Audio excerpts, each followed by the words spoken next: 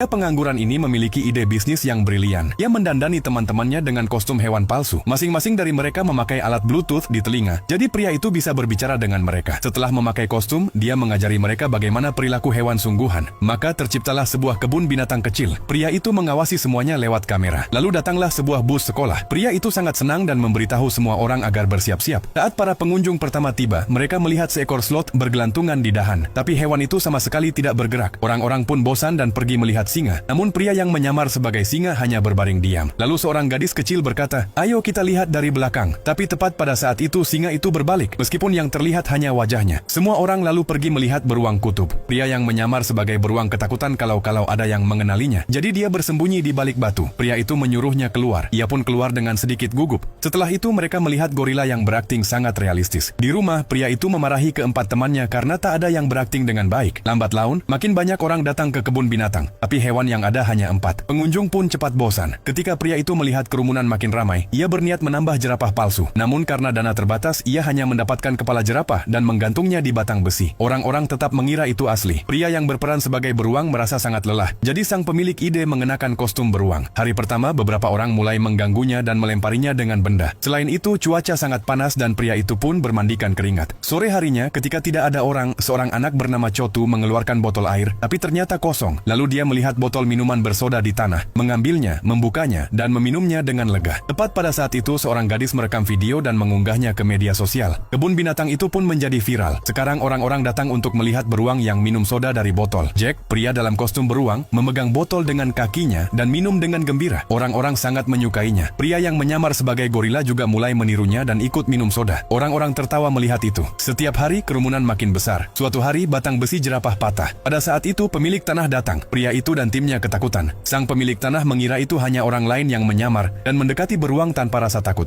Tapi ternyata beruang itu benar-benar asli. Ia melompat ke arah pemilik tanah dan menjatuhkannya. Tampaknya beruang itu akan melukainya, tapi pria itu pura-pura mati dan tidak bergerak. Saat itu Jack yang mengenakan kostum beruang datang dan mengalihkan perhatian beruang sungguhan. Sementara itu yang lain memanfaatkan kesempatan untuk menyelamatkan pemilik tanah. Beruang itu menyerang Jack, tapi karena kostumnya tebal, Jack tidak terluka dan berhasil selamat. Kini semua orang tahu kebenarannya dan kebun binatang itu pun terpaksa ditutup.